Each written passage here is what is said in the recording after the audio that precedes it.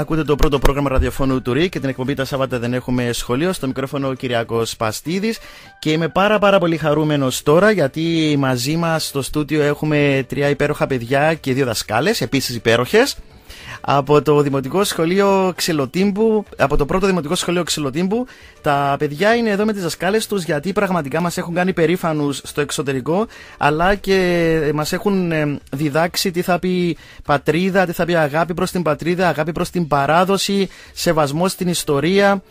Γιατί κατάφεραν τα παιδιά στον 10ο Διεθνή Μαθητικό Διαγωνισμό Κύπρος-Ελλάδα Ομογένεια εκπαιδευτικές γέφυρες να κερδίσουν όχι 1 αλλά 3 πρώτα βραβεία ανάμεσα σε εκατοντάδες άλλες συμμετοχές που έφτασαν στο συγκεκριμένο διαγωνισμό. Τα παιδιά λοιπόν κέρδισαν 3 πρώτα βραβεία και τα έχουμε σήμερα καλεσμένα στην εκπομπή μας, τα οποία τα βλέπω απέναντί μου με ένα τεράστιο χαμόγελο και θα τα γνωρίσουμε σε λίγο. Θα δούμε πού πήραν τα βραβεία τα παιδιά, αλλά θα κάνουμε και μια κουβέντα γενικότερη γιατί φέτος είναι μια περίεργη χρονιά για την πατρίδα μας. Συμπληρώνονται 50 χρόνια από την τουρκική εισβολή του 1974.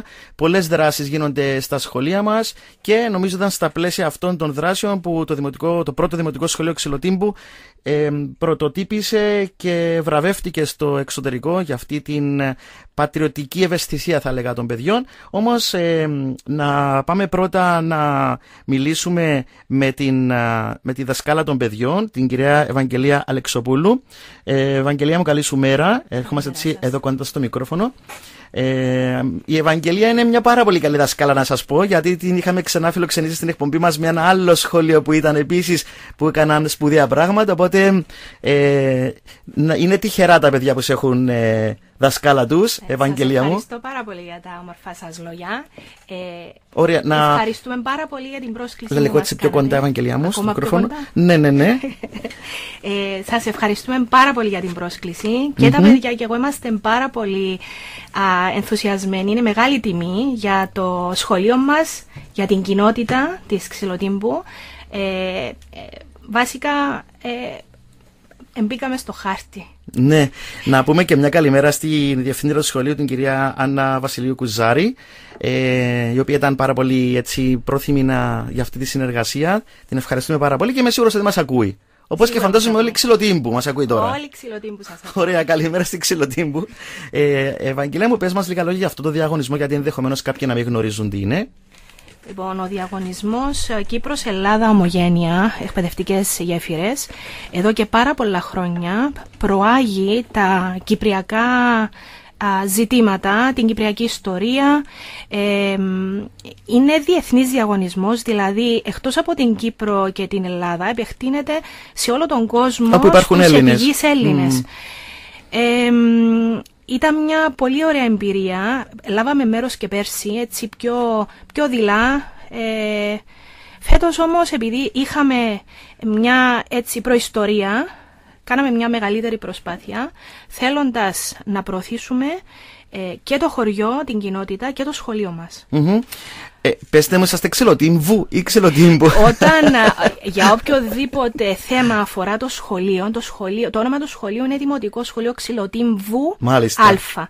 Για οτιδήποτε άλλο. Εγώ Ξυλοτύμπου το ξέρω πάντως. Ξυλοτύμπου ξέρω το χωριό. Ναι. Ένα υπέροχο χωριό με υπέροχους ανθρώπους. Και φαντάζομαι, Ευαγγελία μου, φέτος, όπως είπαμε και στην εισαγωγή, με τη συμπλήρωση των 50 χρόνων από την τουρκική εισβολή κλπ. Τα παιδιά στα σχολεία μας ασχολούνται με αυτό το θέμα, με αυτή τη μαύρη επέτειο θα λέγαμε, τα μαύρα 50 χρόνια, αλλά είχαν και έτσι κάποια άλλη συναισθηματική φόρτιση αφού συμπληρώνονται 50 χρόνια και... Να σας πω ότι κάθε χρόνο, σε κάθε σχολείο, σε κάθε σχολική μονάδα στην πρωτοβάθμια εκπαίδευση υπάρχει 15ήμερο, δεν ξεχνώ, όπου όλοι μας οι δάσκαλοι για τα παιδιά ασχολούμαστε με θέματα που έχουν να κάνουν με την εισβολή και γενικά τους πρόσφυγες. Η Ξυλοτύμπου όμως έχει μια ιδιαίτερη σχέση με την εισβολή, διότι είναι, αν όχι η μοναδική από τις λίγες κοινότητες που μετά την πρώτη και τη δεύτερη εισβολή δέχτηκαν μεγάλες ποσότητες προσφύγων στα σπίτια τους ο καθένας. Δηλαδή οι αυτόχθονες κάτοικοι άνοιξαν τις καρδιές τους, τις αγκαλιές τους, τις πόρτες των σπιτιών τους και δέχτηκαν αμέτρητους πρόσφυγες, ολόκληρες οικογένειες. Είναι κάτι που βλέπεις ως εκπαιδευτικός να αγγίζει τα παιδιά, δηλαδή ναι. Αυτά είναι παιδιά τρίτης γενιάς, δηλαδή Μάλιστα. 50 χρόνια μετά την τουρκική εισβολή. Όταν μιλάτε στην τάξη για τα θέματα της πατρίδας μας, της κατοχής, των προσφύγων, των αγνωμένων, είναι κάτι που τους απασχολεί ή φαίνεται να γίνονται ένα μακρινό παραμύθι? Όχι. Εκτός από ευαισθητοποιημένα παιδιά, είναι και πλήρως ενημερωμένα. Ξέρουν περισσότερες λεπτομέρειες και μάλιστα από πρωτογενείς πηγές. Οι παππούδες τους, οι γιαγιάδες τους έχουν να πούν αληθινές ιστορίες άμεσα, πολύ άμεσα κοντά τους, και έτσι όλες αυτές οι πληροφορίες τους έχουν γίνει βίωμα. Και μπράβο σας, γιατί νομίζω είναι χρέος και ευθύνη του σχολείου να καταφέρει να διατηρήσει αυτή τη μνήμη των κατεχομένων, και εσείς φαίνεται ότι το κάνετε με εξαιρετικό τρόπο. Να πάμε να μιλήσουμε με τους πρωταγωνιστές τώρα. Φυσικά. Λοιπόν, οπότε πάμε το μικρόφωνο στα παιδιά να ακούσουμε τα ονόματα σας πρώτα. Να έρχεστε έτσι κοντά στο μικρόφωνο. Ονομάζομαι Γιώργος Ζήνωνος. Γεια σου ρε Γιώργο Λεβέντη. Και ήμουν πρόεδρος του Μαθητικού Συμβουλίου της τάξης μου στο πρώτο τετράμινο. Τι έγινε τώρα, μπήκε ένα άλλος, χάσαμε τη θέση? Α, δίπλα είναι η Ναι. Είμαι Μαρίνα Ανδρέου και είμαι η τωρινή πρόεδρος του Μαθητικού Συμβουλίου της τάξης. Α, μάλιστα, έχω πρόεδρους μπροστά μου. Μάλιστα, ναι. Και φίλος μας εδώ. Εγώ είμαι ο Θεμιστοκλής. Θεμιστοκλή, μέλα κοντά στο μικρόφωνο. Εγώ είμαι ο Θεμιστοκλής Τηλιανού και όπως και οι άλλοι δύο συμμαθητές μου, ήμουν μέλος του Κεντρικού Μαθητικού Συμβουλίου. Α, μάλιστα, δηλαδή έχουμε εδώ τους ηγέτες του σχολείου μαζί μας. Μπράβο, τέλεια. Θέλω να μου πείτε και οι τρεις, όποιος θέλει απαντά. Καταρχήν να σας πω ένα τεράστιο μπράβο. Σε όλο το σχολείο πάει αυτό τον μπράβο για την ευαισθησία σας να ασχοληθείτε με αυτό το διαγωνισμό και να δημιουργήσετε αυτά τα σπουδαία υπέροχα έργα για τα οποία θα μιλήσουμε σε λίγο και να στείλετε πολλά μηνύματα. Εγώ όταν τα είδα συγκινήθηκα πραγματικά. Όταν σας είπαν οι δάσκαλοι, οι δασκάλες σας ότι υπάρχει αυτός ο διαγωνισμός και θα ήταν καλό να συμμετέχουμε, τι σκεφτήκατε? Ότι δεν ξέρουμε τι να κάνουμε, δεν μας ενδιαφέρει το θέμα, ακούγεται ωραίο κυρία, τι σκεφτήκατε? Εγώ σκέφτηκα ότι θα ήθελα να αναλάβω μέρος και δεν με πειράζει να θα νικήσουμε ή όχι, θα ήταν ωραία εμπειρία. Μάλιστα. Θυμηθούς κανένα το όνομα σου? Μαρίνα. Η Μαρίνα, ο Θεμιστοκλής και ο Γιώργος. Θεμιστοκλή μου, τι σκεφτικές? Εγώ σκέφτηκα ότι ήταν καλή ιδέα, διότι το να λαμβάνεις μέρος σε διάφορους διαγωνισμούς σου κάνει καλό, γιατί σου δίνει και εμπειρίες, μπορεί να κερδίσεις βραβείο, δεν χρειάζεται. Δεν ήταν ο σκοπός το βραβείο. Ναι, είναι για την εμπειρία. Γιώργο μου, σίγουρα δεν ήταν ο σκοπός το βραβείο ή θέλατε και ένα βραβείο? Ένα βραβείο θέλαμε. Πήρατε 3 εντωμεταξύ στο τέλος. Ναι, αλλά και τα 3 τα βραβεία κανένας δεν το περίμενε.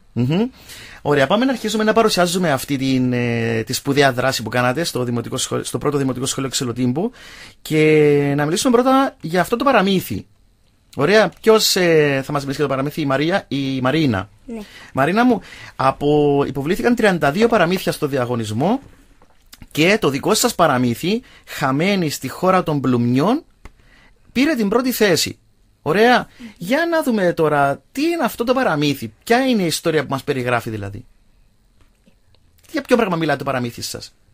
Η ιστορία μιλά για δύο αδέρφια από τη Ξυλοτύμπου, την Αφροδίτη και τον Νικοκλή, που διαλέξαμε αυτά τα ονόματα γιατί η Αφροδίτη είναι η θεά της ομορφιάς και της αγάπης και όπως λέει η μυθολογία γεννήθηκε από ένα κοφχύλι στη θάλασσα της Πάφου. Άρα είναι η Κυπραία η Αθήνα, η Κυπραία η θεά, μάλιστα, ναι. Και ο Νικοκλής γιατί ήταν ένας από τους σπουδαιότερους και πιο γνωστούς βασιλιάδες εκείνη την εποχή και κάνουν αυτά τα δύο τα παιδιά καλοκαιρινές διακοπές στη γιαγιά τους ή όπως τη ξέρουμε εμείς τα παιδιά της εψιλοτάξης, γιαγιά Αφροδίτη. Βρίσκεται στη φύτη της Πάφου που είναι ένα χωριό παγκόσμια γνωστό για τα υφαντά του, τα φυθιώτικα. Μέσα από την εξερεύνησή τους ανακαλύπτουν μέσα σε ένα παλιό σεντούκι μια μαγεμένη μαντιλιά. Και χωρίς να το καταλάβουν βρίσκονται χαμένοι στη χώρα των Πλουμιών. Δηλαδή η Αφροδίτη και ο Νικοκλής πάνε στη γιαγιά τους για διακοπές, στη γιαγιά Αφροδίτη, που είναι σε ποιο χωριό είπαμε? Στη φύτη. Στη φύτη, και εκεί ψάχνοντας μέσα στα μπαούλα όπως κάνουν όλα τα παιδιά, βρίσκουν μια μαντιλιά. Ναι. Τι είναι αυτή η μαντιλιά? Η μαντιλιά εκείνη είναι στολισμένη με υπέροχα σχέδια από τα υφαντά και είναι, όπως λέω, είναι μαγική. Οπότε τους τράβηξε μέσα. Και εκεί συνεργάζονται με το Ανθρωπούδη, ο ήρωας της υπόθεσής μας, για να σώσουν την κορούδα, την κόρη του Καΐ. Πολεμούμε τους Γρικελόρους, τους κακούς, και στο τέλος γίνονται ήρωες της χώρας. Εντάξει, θέλω να μου εξηγήσεις αυτούς τους περίεργους τύπους. Ναι. Το Ανθρωπούδι, η κορούδα, η κόρη του Καΐ και οι Γρικελόροι.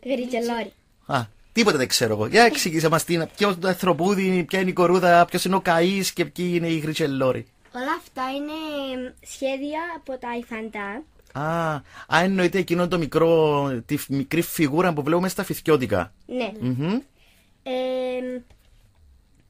Η κόρη του Καΐ υπάρχει αυτή η κορούδα? Ή και αυτή είναι φανταστικό πρόσωπο? Υπάρχει ο σχέδιο στα Ιφαντά. Εμείς τη βάλαμε ως κόρη του Καΐ. Για να έχουμε ένα μυστήριο στην υπόθεση μας. Μα ακούγεται πάρα πολύ ενδιαφέρον. Μπράβο σας. Οι Γρικελόροι είναι σκορπιοί. Ναι. Που είναι και αυτή σχέδιο στα Φιθκιώτικα. Είναι και αυτή σχέδιο στα Φιθκιώτικα. Και είναι οι κακοί της υπόθεσης και έχουν όπως τις ζαγκάνες, γι' αυτό τους βάλαμε όπως τους κακούς της υπόθεσης. Ωραία. Άρα αντί η Αθηνά, η Αφροδίτη, όλο Αθηνά λέω, η Αφροδίτη και ο Νικοκλής ανοίγουν τη μαντιλιά, τους τραβάει μέσα σε μαντιλιά και αρχίζουν μια προσπάθεια να γλιτώσουν το Ανθρωπούδι που κινδυνεύει από τους Γρικελόρους. Ναι. Βασικά το Ανθρωπούδι τους βοηθάει για να σώσουν την κορούδα. Το Ανθρωπούδι είναι ο ήρωας. Ανθρωπούδι είναι ο ήρωας. Ναι. Το Ανθρωπούδι είναι το παιδί που λέμε. Να ερωτευτεί την κορούδα. Έχουμε εξέλιξη, ναι. Και Μαρίνα. Στο τέλος τη σώζουν και γίνεται ένας γάμος με το Ανθρωπούδι και την κορούδα. Εξαιρετική ιστορία. Νομίζω να το κάνετε και θεατρικό. Να το κάνετε θεατρικό στην τελική σας γιορτή. Είναι εξαιρετική ιδέα. Μπράβο σας. Μαρίνα μου, πώς δουλέψατε για αυτό το παραμύθι? Είχε κάποιος μια ιδέα, έλεγε κάτι άλλο, το συμπληρώνατε, ή υπήρχε μια γενική ιδέα μέσα στην τάξη? Την έμπνευση μας την πήραμε από τα Φιθκιώτικα. Τα Ιφαντά. Γιατί κάποια από τα ονόματα τους τα πήραμε. Κάποια ήταν αστεία, κάποια ήταν παράξενα. Και μέσα σε αυτή την εμπειρία παίξαμε παιχνίδια, παίξαμε κρεμάλα και μετά βρήκαμε με έναν πρωτότυπο τρόπο το παραμύθι μας. Φαντάζομαι μάθετε και κάποια πράγματα για τα Φιθκιώτικα, Ιφαντά, δηλαδή πώς γίνονται, γιατί δεν είναι κομμάτι του χωριού σας, είναι πολύ μακριά η φύδια από την Ξυλοτύμπου. Οπότε τι σας έκανε εντύπωση για αυτά τα Ιφαντά, τι μάθατε? Η αναβίωση της τέχνης του Φιθκιώτικου φαντού είναι πολύ σημαντική, αφού το Φιθκιώτικο είναι το πιο γνωστό κυπριακό υφαντό, και ένα από τα συμπεράσματα στα οποία κατάληξαμε στην τάξη είναι ότι πρέπει να βρούμε έναν τρόπο για να τα διατηρήσουμε ζωντανή, την κυπριακή λαϊκή παράδοση. Και η κυρία μας βοήθησε σε αυτό. Μα τη βλέπω και εντυμένη κάπως παρόμοια με τη δασκάλα σας. Πρέπει να αγαπώ πολύ την παράδοση, ναι. Και προσπαθούμε να τη διατηρήσουμε ζωντανή και... Τη δασκάλα. Ναι, την τέχνη. Ναι. Μαρίνα μου, εντάξει, είστε παιδιά του 2024 με τα κινητά σας, τα τάμπλετ σας, τους υπολογιστές σας, όπως όλα τα παιδιά της ηλικίας σας. Νομίζεις ότι θα πρέπει να αρχίσουν τα παιδιά της ηλικίας σας να μαθαίνουν πώς κάνουμε αυτά τα υφαντά ή πώς ασχολούμαστε γενικότερα με την παράδοση, γιατί σιγά σιγά αυτό θα χαθεί και θα εξαφανιστεί? Φυσικά. Γιατί αντί να είμαστε κολλημένοι σε μια οθόνη μπροστά, μπορούμε να μάθουμε τα μυστικά της τέχνης και να την κρατήσουμε ζωντανή, όπως λέω. Μπράβο, εξαιρετικά. Και εικονογραφήσατε το παραμύθι σας, φτιάξατε και ζωγραφιές? Το εικονογραφήσαμε, ναι. Και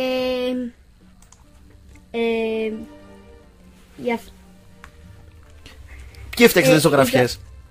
Όλη η τάξη συνεργαστήκαμε και από μια διδακτική ενότητα για τα κυπριακά κεντήματα, που επεκτάθηκε στο μάθημα των ελληνικών και της τέχνης. Μπράβο, εξαιρετικά. Λοιπόν, πάμε να ακούσουμε ένα τραγούδι έτσι από την κοντινή μας αγαπημένη Αμόχωστο. Ένα τραγούδι νομίζω που το τραγουδάτε συχνά εκεί στην περιοχή. Το τραγουδάει όλη η Κύπρος για την Αμόχωστό μας.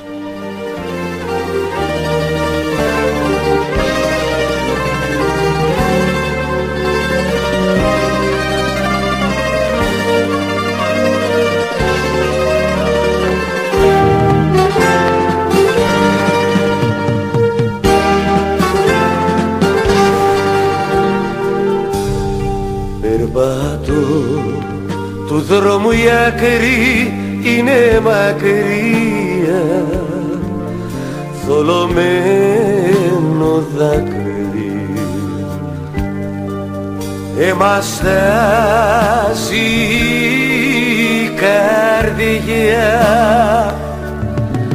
Μοναξιά είσαι απέραντη σαν λίμνη, ερημός χωρίς σκιά.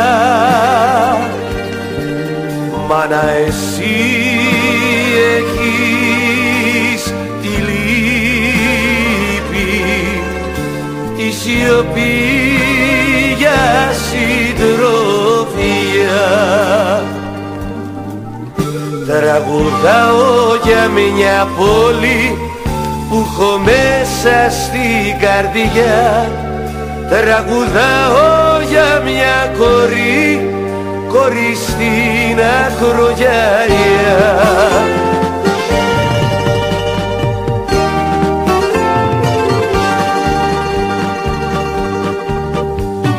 Κόμμα που περπάτησα, γη που νοσταλγώ, κόμμα που μ' ανάστησες αμόχωστος. Κόμμα που περπάτησα, γη που νοσταλγώ, κόμμα που μ' ανάστησες αμόχωστος.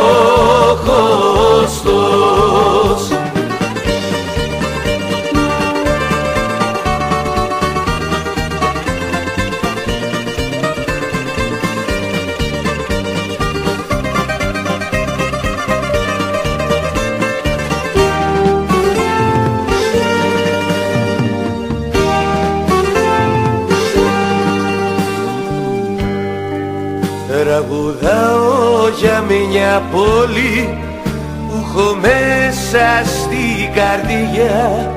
Τραγουδάω για μια κορή, κορή στην ακρογιαλιά.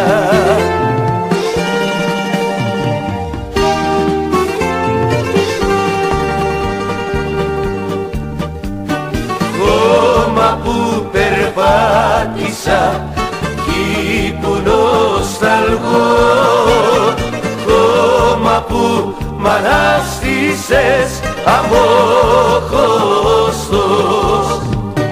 Κόμμα που περπάτησα, γη που νοσταλγώ, κόμμα που μ' ανάστησες αμόχωστος.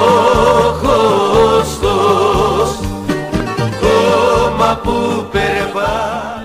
Φιλοξενούμε σήμερα τα παιδιά από το πρώτο Δημοτικό Σχολείο Ξυλοτύμπου, τα οποία πραγματικά μας έκαναν περήφανους στο εξωτερικό, σε αυτό το διεθνή διαγωνισμό, στον οποίο συμμετείχαν εκατοντάδες παιδιά από όλο τον κόσμο, θα λέγαμε, από όπου υπάρχουν Έλληνες στον κόσμο, συμμετείχαν σε αυτό τον διαγωνισμό. Διεθνή μαθητικό διαγωνισμό Κύπρος-Ελλάδα, ομογένεια, εκπαιδευτικές γέφυρες, και τα παιδιά από το πρώτο Δημοτικό Σχολείο Ξυλοτύμπου κατάφεραν να πάρουν 3 πρώτα βραβεία. Μπράβο στα παιδιά, και νομίζω ότι τέτοιες δράσεις πρέπει να προβάλλονται. Για το ΡΙΚ είναι ευθύνη και υποχρέωση να προβάλλει αυτές τις στιγμές, γιατί δεν είναι μόνο αρνητικά τα πράγματα στα σχολεία μας. Υπάρχουν και αυτά τα παιδιά και αυτά τα σχολεία και αυτοί οι εκπαιδευτικοί που πραγματικά κάνουν σπουδαίο έργο. Πάμε τώρα στο φίλο μας το Θεμιστοκλή, για να μιλήσουμε για έναν περίεργο τύπο Θεμιστοκλή μου, τον οποίον είδα το όνομα του, δεν κατάλαβα τι είναι αυτός ο κύριος.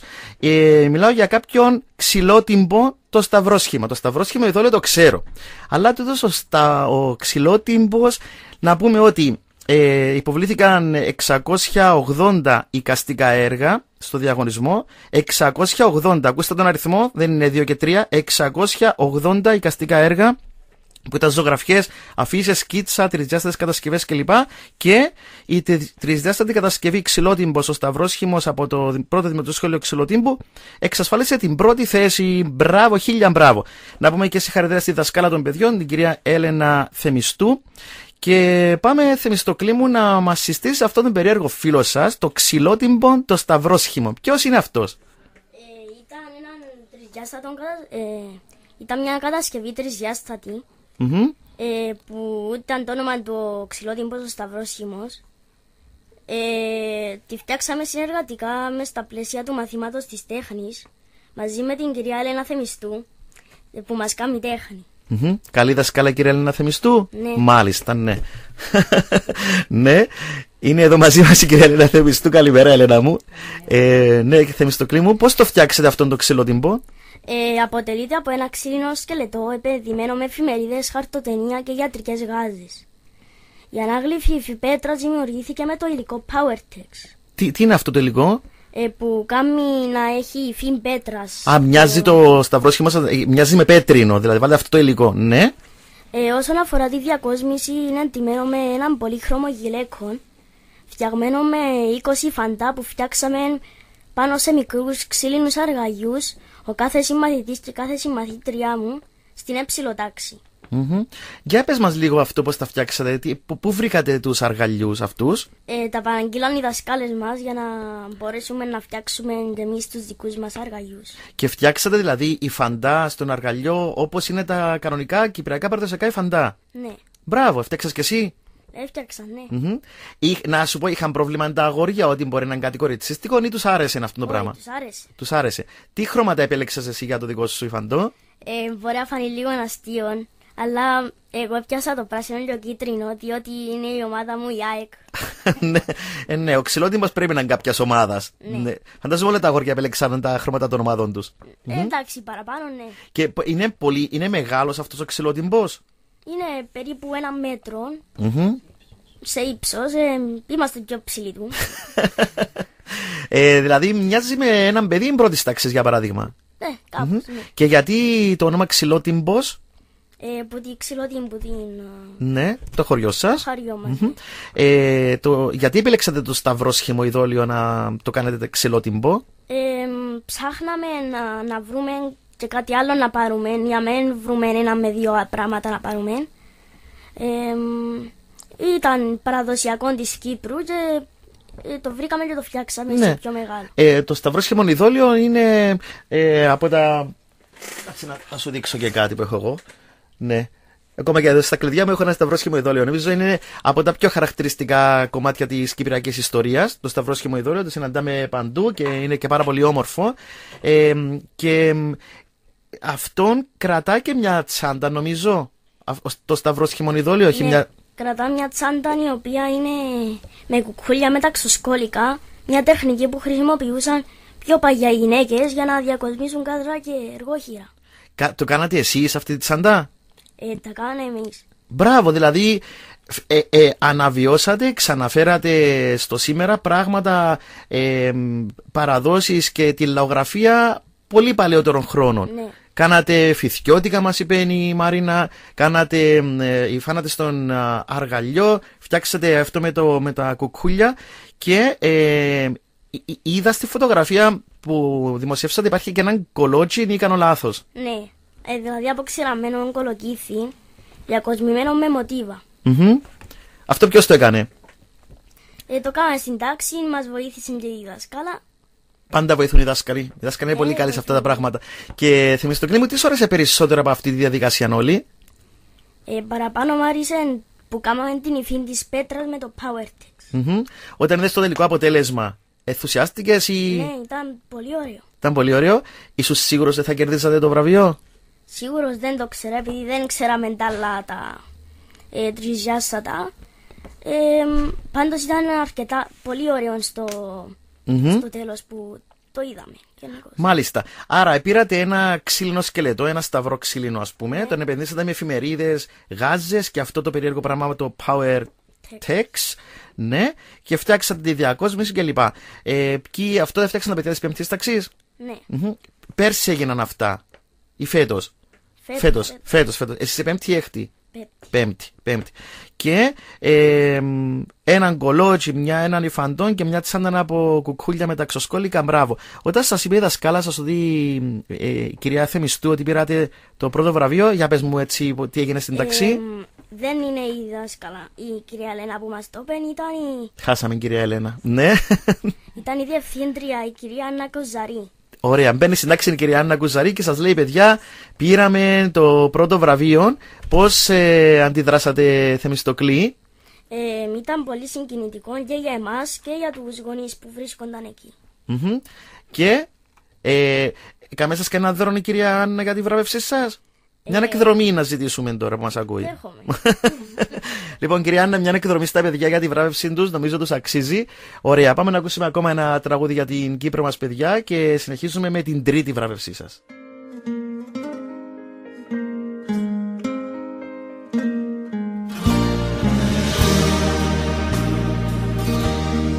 Γη της λεμονιάς, της ελιάς, γη της αγκαλιάς, της χαράς, γη του πεύκου, του κυπαρισιού, των παλικαριών και της αγάπης, χρυσοπράσινο φύλλο ρηγμένο στο πέλαγο.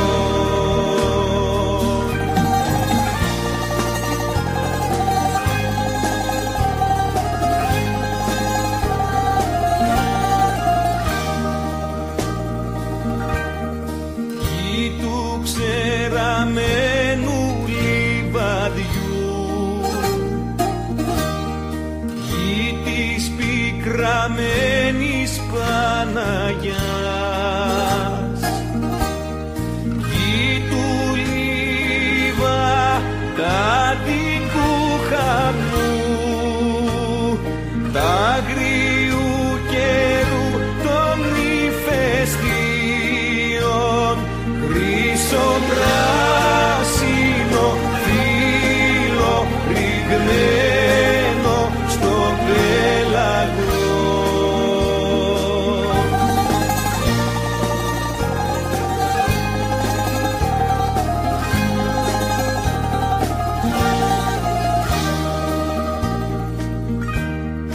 Γη των κοριτσιών που γελούν, γη των αγοριών που μεθούν,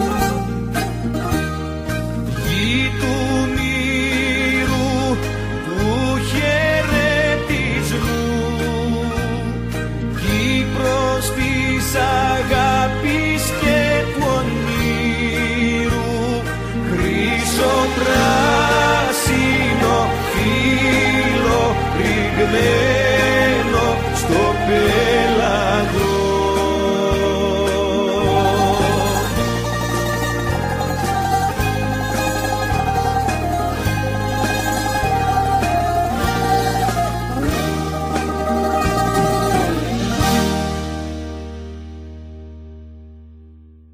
Ακούτε το πρώτο πρόγραμμα ραδιοφώνου του ΡΙΚ και την εκπομπή τα Σάββατα δεν έχουμε σχολείο. Είμαι πολύ χαρούμενο σήμερα γιατί φιλοξενούμε μια ομάδα παιδιών από το πρώτο δημοτικό σχολείο Ξυλοτύμπου, τον Γιώργο, τη Μαρίνα και τον Θεμιστοκλή, και είναι εκπρόσωποι της τάξης τους. Να αναφέρω και τα 20 παιδιά που έλαβαν μέρος σε αυτή τη δράση. Είναι λοιπόν η Μαρίνα Ανδρέου, ο Χαράλαμπος Ανδρέου, ο Παναγιώτης Βαρνάβα, ο Γιώργος Γεωργίου, η Παντελίνα Γεωργίου, ο Παναγιώτης Καηλή, ο Αναστάσιος Παναγή, η Νίνα Παναγή, ο Χρήστος Πκερή, η Μαρία Σκαρή, ο Γιώργος Ζήνωνος, ο Γιώργος Θεοφάνους, ο Στυλιανός Ιωάννου, η Μαρία Καπάταη, η Ευγενία Κεκχουρή, ο Αντώνης Σουρουλάς, ο Γρηγόρης Στόικος, η Άρτεμις Στόικου, ο Θεμιστοκλής Στυλιανού και η Κωνσταντίνα Τακούση. Μπράβο και στα 20 αυτά παιδιά, τα εξαιρετικά παιδιά, μπράβο στις δασκάλες τους, μπράβο στους γονείς τους. Και πάμε τώρα στο φίλο μου τον Γιώργο εδώ, τον πρόεδρο είπαμε. Θα μας τη αλλά δεν πειράζει ρε Γιώργο. Γιώργο, μιλάω κοντά στο μικρόφωνο. Και πάμε να δούμε το τρίτο βραβείο. Το τρίτο βραβείο έχει να κάνει με μια εφημερίδα. Σωστά, Γιώργο μου? Ναι, σωστά. Υποβλήθηκαν λοιπόν 32 εφημερίδες στο συγκεκριμένο διαγωνισμό για τον οποίο μιλάμε σήμερα. 32 εφημερίδες από όλο τον κόσμο. Και η επαιτειακή εφημερίδα κατά 50 χρόνια τουρκικής εισβολής Ξυλοτύμβια εξασφάλισε την πρώτη θέση. Η υπεύθυνη εκπαιδευτικός ήταν και πάλι η Ευαγγελία Αλεξοπούλου που έχουμε μαζί μας σήμερα. Και Γιώργο μου, πάμε να μιλήσουμε λίγο για αυτή την εφημερίδα σας, Ξυλοτύμβια. Ναι. Πάντως μου αρέσει που σε όλα βάλατε το χωριό σας. Ναι. Το ξυλότυμπο. Μόνο στο παραμύθι δεν το βάλαμε. Βάλαμε το. Λάβονται τα παιδιά από την Ξυλοτύμπο. Μάλιστα. Η Αφροδίτη και ο Νικοκλής από τη Ξυλοτύμπο πας στη γιαγιά στην Φίτη. Ωραία. Έλα Γιώργο μου κοντά στο μικρόφωνο. Και αυτό σημαίνει ότι και αγαπάτε πάρα πολύ το χωριό σας και είναι συγκινητικό που αγαπάτε το χωριό σας πάρα πολύ. Γιώργο μου, τι είναι αυτή η εφημερίδα, τι περιέχει? Το θέμα της εφημερίδας μας αφορά το ρόλο που διαδραματίστηκε το χωριό μας η Ξυλοτύμπο. Όταν έγινε ο διωγμός των προσφύγων από τα σπίτια τους το καλοκαίρι του 1974. Υπάρχουν συνεντεύξεις και μαρτυρίες των συγχωριανών μας, προσφύγων και αυτόχθονων κατοίκων στην εφημερίδα. Όλοι οι άνθρωποι που σχετίζονται με εμάς, δηλαδή οι παππούδες, οι γειτόνοι, οι γείτονες μας, οι γιαγιάδες μας και οι κοντινοί μας ανθρώποι που μίλησαν μέσα από την καρδιά τους, προσπαθώντας να αφήσουν πίσω τους ένα μεγάλο κομμάτι αναμνήσεων. Με συγκινείς Γιώργο, με συγκινείς πάρα πολύ έτσι που μιλάς. Είστε ένα χωριό κοντά στην Αμόχωστο. Είστε, θα λέγαμε, ακριτικό χωριό. Ευαγγελία, θα το λέγαμε ακριτικό χωριό της Ξυλοτύμπου. Πιο ακριτικό είναι το δασάκι Νάχνα, αλλά είναι επίσης και Ξυλοτύμπου πολύ κοντά. Πολύ κοντά. Οπότε, Γιώργο μου, εκείνα τα χρόνια το 1974, μας είπε και κάτι στην αρχή η δασκάλα σας, το χωριό σας έπαιξε κάποιο σημαντικό ρόλο εκείνες τις μέρες, τις δύσκολες μέρες του 1974. Ναι, η κοινότητα ανθρώπων με μεγάλη καρδιά άνοιξαν τα σπίτια τους και τις αγκαλιές τους και δέχτηκαν πρόσφυγες, σαν να ήταν αδέρφια τους. Αυτά όλα σας τα είπαν οι παππούδες σας, οι γιαγιάδες σας? Παππούδες, θείοι και θείες. Είναι κάτι που σου αρέσει να το συζητάς με τους παλαιότερους? Ναι, αλλά συγκινούνται που τα λένε και εσύ όταν τα ακούς αυτά τα πράγματα, αυτές τις ιστορίες, συγκινείσαι, θυμώνεις?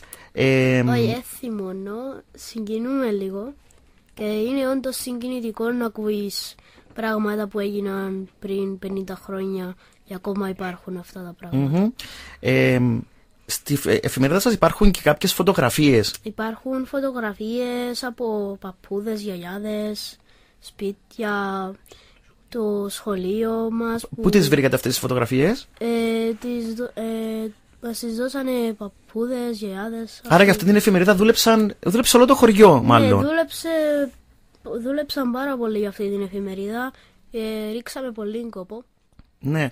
Και Γιώργο μου, όταν εσύ είσαι 11 χρονών τώρα? Όχι, να κλείσω 11 10. σε λίγο. Είσαστε μόνο 10 χρονών. Μπράβο, ναι. Σας. Μπράβο. 11 η Μαρίνα. Η Μαρίνα είναι 11. 10 χρονών. Μπράβο για την ευαισθησία. Όταν ακούμε 10χρονους να μιλάνε με αυτόν τον τρόπο, πραγματικά νομίζω ότι η χώρα μας έχει ελπίδα και έχει μέλλον. Και ξανά χαίρομαι που σήμερα κάνουμε αυτή την κουβέντα μαζί σας με 10χρονα τα παιδιά από την Ξυλοτύμπου. Γιώργο μου, όταν είδες τις φωτογραφίες αυτές, ναι, 50 χρόνια μετά, κάποιες τις έβλεπες για πρώτη φορά, φανταζούμε. Τι ένιωσες? Σχεδόν όλες τις έβλεπα. Όλες. Ένιωθα λίγο λύπη και λίγο συγκίνηση που έβλεπαν τη σκηνά στο σχολείο μας και πώς είναι τώρα και πώς ήταν πριν. Σκέφτηκες λίγο να μπεις στη θέση εκείνων των ανθρώπων 50 χρόνια πριν που είχαν έρθει στο χωριό σας? Δεν σκέφτηκα να μπω και δεν ήθελα αλήθεια να μπω, γιατί ήταν κακό, ας πούμε. Γιώργο, είσαι σπουδαίος. Μου αρέσει, Ευαγγελία, αλήθεια συγκινήθηκα, γιατί αυτή η κουβέντα που είναι τώρα ο Γιώργος δεν ήθελα να μπω. Μπορούμε να καταλάβουμε όλοι ότι ένα παιδί 10 χρονών σκέφτεται πόσο δύσκολα και τραγικά ήταν εκείνα τα γεγονότα που έζησαν, και συγκινήθηκα αλήθεια, πόσο δύσκολα και τραγικά ήταν τα πράγματα που έζησαν οι Κύπροι εκείνη την εποχή. Οπότε μπράβο σας που φέρνετε όλη αυτή τη συγκίνηση και την ευαισθησία 50 χρόνια μετά. Γιώργο μου, εσύ τώρα είσαι 10 χρονών. Ναι, είμαι. Νομίζεις, και θέλω να απαντήσετε όλες αυτές τις ερωτήσεις τώρα που θα κάνουμε, νομίζετε ότι θα περάσουν ακόμα 50 χρόνια, θα γίνετε εσείς 60 χρονών και θα ξανάρθετε εδώ στο ΡΙΚ, με όποιοι θα είναι, εμείς δεν θα ζούμε, να ξανακάνετε αυτή την κουβέντα ότι πέρασαν 100 χρόνια από το 1974 ή πρέπει ή μπορούμε να κάνουμε κάτι?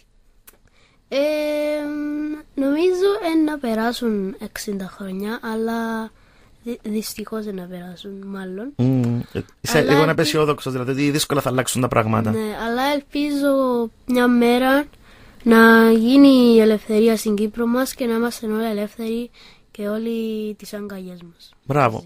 Μαρίνα μου, εσύ τι νομίζεις, υπάρχει ελπίδα, μπορούμε να κάνουμε κάτι? Τώρα αυτές τις ερωτήσεις που σας υποβάλλω θα μου πείτε πρέπει να τις υποβάλλεις στους προέδρους μας, στους υπουργούς μας, στις μεγάλες δυνάμεις, όχι σε 10χρονους, αλλά είναι ενδιαφέρον να ακούσουμε και την άποψη των 10χρονων.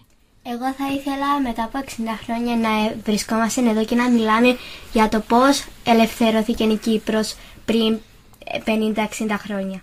Και όχι να μιλάμε πώς είμαστε ακόμα σκλαβωμένοι. Μάλιστα. Μακάρι, Μαρίνα μου. Θεμιστοκλή μου, πώς τα βλέπεις τα πράγματα, αισιόδοξα?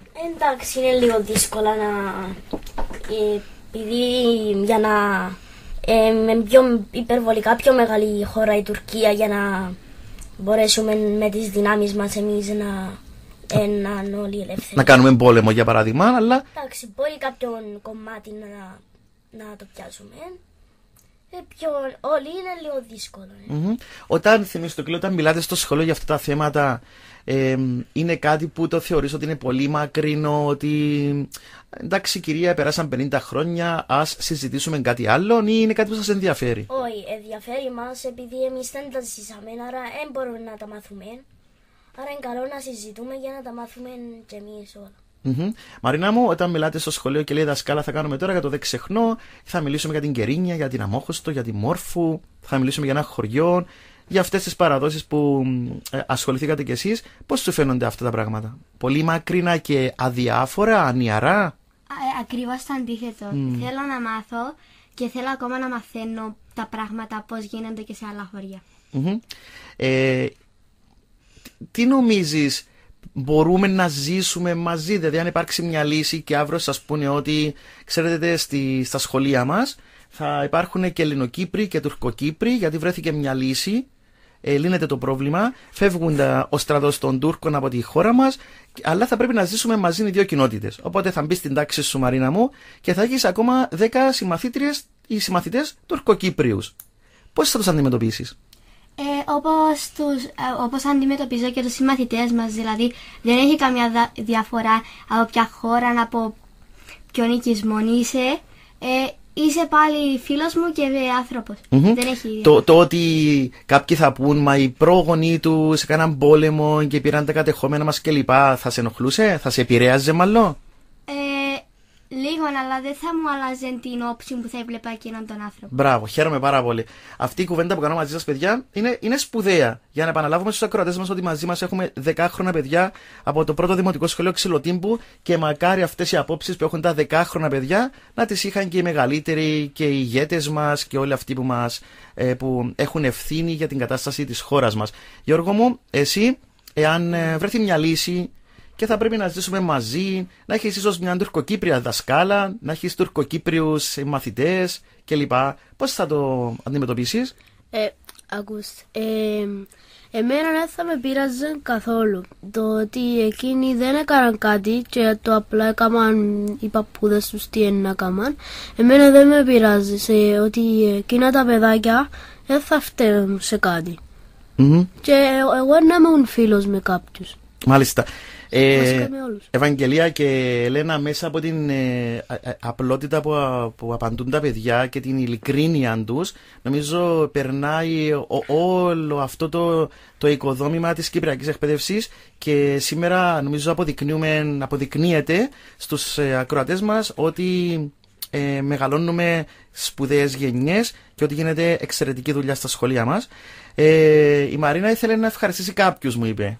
Ναι, θα ήθελα να ευχαριστήσω τη δασκάλα μου, τις δασκάλες μου βασικά, Ευαγγελία Αλεξοπούλου. Θα συγκινήσεις τώρα, θα αρχίσουν να κλαίνε, ναι.